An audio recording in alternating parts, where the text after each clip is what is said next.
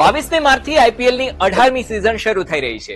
એવી પરંપરા રહી છે કે આઈપીએલ ની ઓપનિંગ મેચ અને ફાઇનલ મેચ ગત સિઝનની ચેમ્પિયન ટીમના હોમ ગ્રાઉન્ડ ઉપર રમાય છે.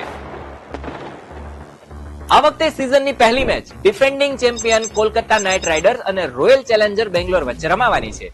આ મેચિસ કોલકાતાના ઈડન ગાર્ડન સ્ટેડિયમમાં રમાશે અને અહીંયા જ 25 મે ના રોજ ફાઇનલ પણ રમાશે.